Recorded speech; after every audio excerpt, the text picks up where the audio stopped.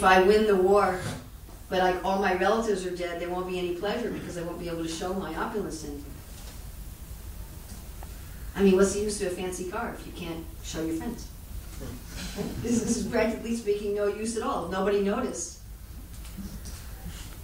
Have you noticed that when we do something or get something wonderful, we want to tell somebody? Otherwise, there's no happiness. Just like when the ladies came to me the other day. I'm the one who cut up fruit for your Govardhan Shiva. She wants somebody to notice. It's natural. Otherwise, there's no bliss. And that's why we announce the book scores. There's other reasons also, because we're reporting to our boss what we did for his business. But also to recognize devotees. That's why we say, oh, this person did the flower decorations, this person. That's the bliss. There's some reciprocation. There's some relationship, and yet we have some autonomy. There's no relationship unless I'm also a separate person. If I just merge into you and you merge into me, then who is there to experience bliss? So when we say bliss, that must mean that there's autonomy and there's also connection.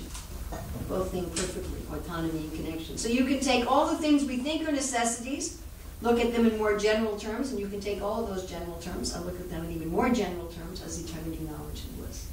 And of them, the highest necessity is bliss. We're all working ultimately for happiness. And the highest bliss is this combination of autonomy and connection, where I'm fully myself and yet I'm fully connected. And one who has achieved this in the highest degree doesn't really care about anything else. Why? Because everything else is included. It's something like a pyramid. You know, the toothbrushes and the oranges and all that. If you had full security, then that's all included. And if you realize that you're eternal, then that's also included. If I realize if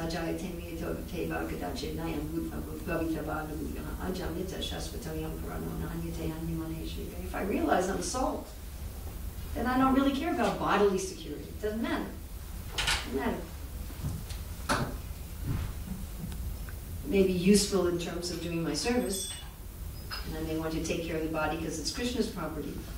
But I'm no longer thinking that my bodily health or my bodily situation or my bodily warmth or whatever is essential to my security, because it isn't, because it's not me and I'm secure without the body. I don't need the body to be secure. And if I'm fully absorbed in love for Krishna, I don't even care about security anymore. It doesn't matter. You see, the highest manifestation of this is exhibited by the young gopis. The general psychology of a woman is that if she loves a man, she says, okay, if you want to love me, you have to get a house. You have to give me a house, and you have to get married to me. It's the general psychology of a woman. Of course, today, that's been tampered with by modern propaganda. But that's the natural psychology of a woman. She says, okay, you want to love me? Fine. You marry me. Give me a house, you give me money, promise you're going to stay with me for the rest of our lives. Isn't that correct? Right? That's why women civilize men. Unless you're already at a very high level of renunciation, you're already civilized without them. Women have been the civilizing factor for men for a long time. I would say that's why a company would rather hire a married man than a single man. It's going to be more responsible. Of course, if you can be responsible without that, then you're an actual renunciant. One of the qualifications. But anyway, so the young gopis, they give this up. They don't ask anything. They're not interested in their security.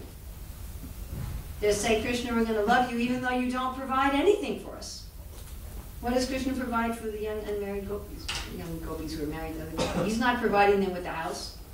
If he gives them any jewelry, they have to hide it from their superiors.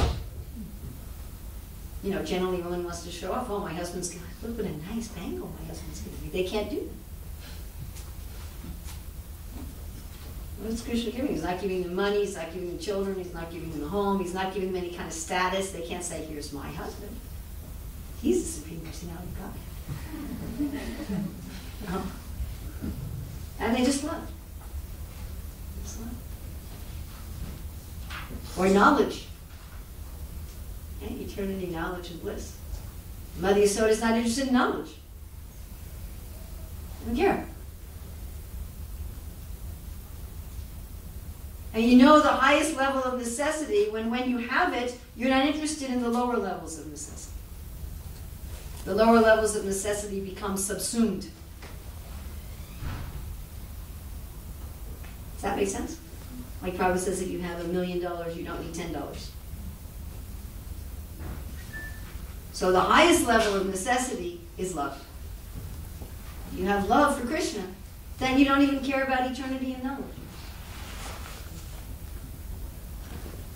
But to speak about the lower levels of all those things, meaning and autonomy and peace and beauty and harmony and consideration and respect and cooperation and all those sort of things that we can list as necessities, what to speak of toothbrushes and oranges and socks. So therefore it's the highest level of necessity. Now in order to understand that's the highest level of necessity, first you have to understand who we are. If I think that I'm this body, or I think that I'm this mind, then I'm not going to understand this at all. It won't make any sense. And I'll be asking questions like, if I chant Hare Krishna, how will I pay for my health insurance?